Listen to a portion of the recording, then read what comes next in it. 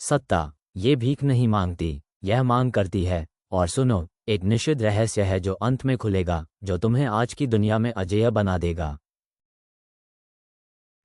जबकि आज की दुनिया व्यर्थ की बातों में खोई हुई है, हर कोई टालमटोल और प्रदर्शन की चिंता से जूझ रहा है, इतिहास के महान लोगों ने अपनी निर्णायक पसंदों की गहरी चुप्पी में अपना प्रभुत्व गढ़ा।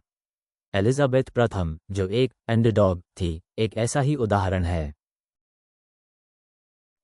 एक सिर कटी रानी की बेटी, एक ऐसे सिंहासन की वारिस जिस पर बहुत कम लोग विश्वास करते थे कि वह उसका है। उसका उत्थान कोई वरदान नहीं, बल्कि एक कठिन परीक्षा थी, अनिश्चितताओं की एक गहरी खाई। धार्मिक कट्टरता और राजवंशीय साजिशों से फटा इंग्लैंड बारूद का ढेर था। क्या वो चिंगारी थी, या वो ताकत जो इसे रोकेगी? वो इस अराजकता से कैसे निपटेगी? विभिन्न हित उसे फाड़ रहे थे, कैथोलिक बनाम प्रोटेस्टेंट, फ्रांस बनाम स्पेन। हर सुबह महल की छाया में एक नई साजिश पनपती थी। वो खुद को कैसे बचाएगी? एलिजाबेथ ने जल्दी ही समझ लिया, ताज कोई आभूषण नहीं, बल्कि एक बोझ था, एकांत में गढ़ा गया एक कवच, एक अथक इच्छाशक्ति द्वारा टिका हुआ। यह उसका ग्राइंड था।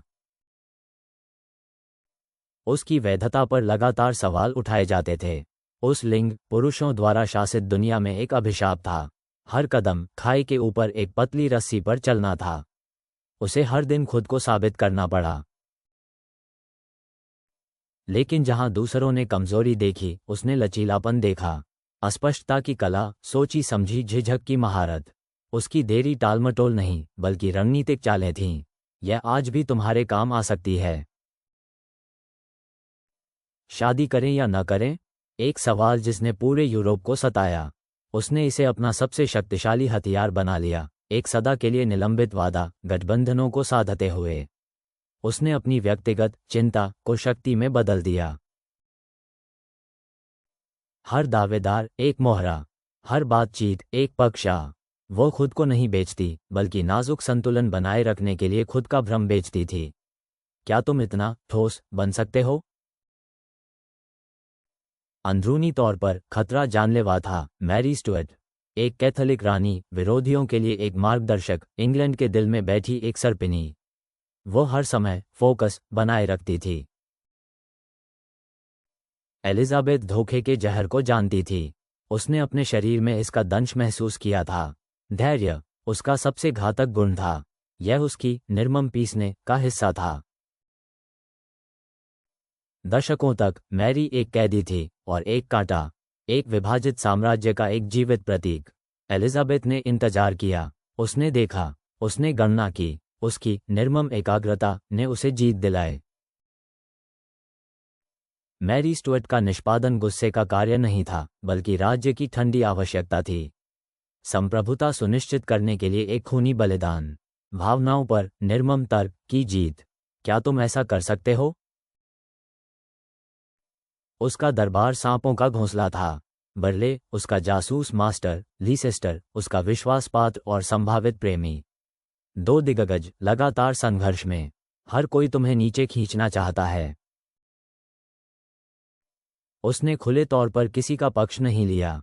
उसने उन्हें लड़ने दिया, अपनी महत्वाकांक्षाओं में खुद को भस्म करने दिया, जबकि वह उनकी प्रतिद्वंद्विता पर संप्रभुता से शासन करती थी। यही है निर्णायक होने का रहस्य।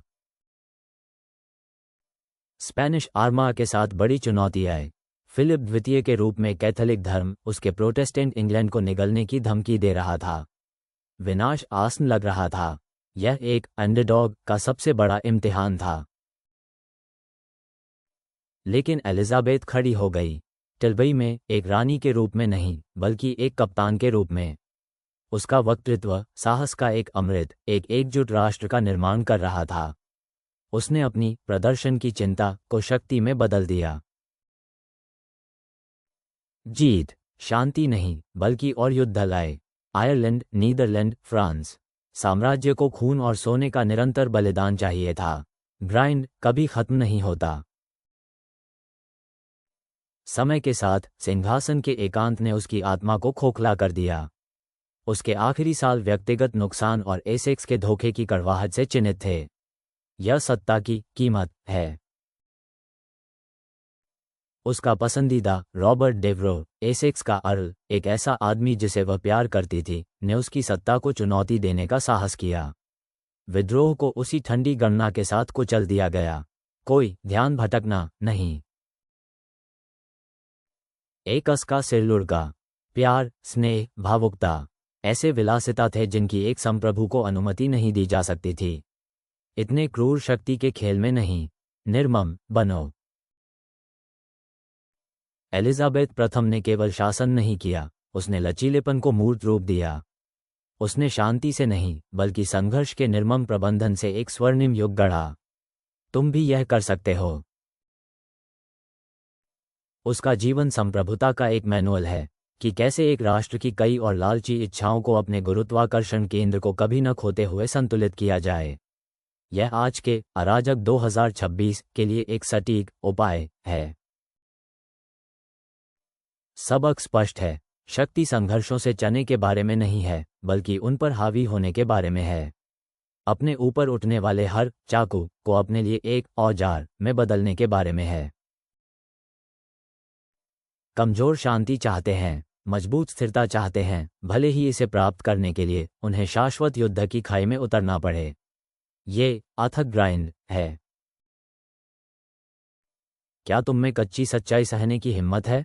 उन चुनाव के लिए जो तुम्हें फाड़ देंगे लेकिन साम्राज्य गढ़ेंगे। एक अंडरडॉग को इसी से गुजरना पड़ता है। यदि तुम समझते हो कि सच्चा प्रभुत्व संघर्षपूर्ण हितों पर महारत हासिल करने में है, न कि उन्हें नकारने में, यदि तुम टालमटोल और ध्यान भटकने से ऊपर उठना चाहते हो, तो एथेनियम का सबस्टैक तुम्हारा अगला कदम है।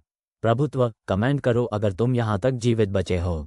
उन लोगों में शामिल हो जाओ जो सच्चाई से नहीं डरते। यही वह निषिद्ध रहस्य है। अपनी नियति खुद लिखो।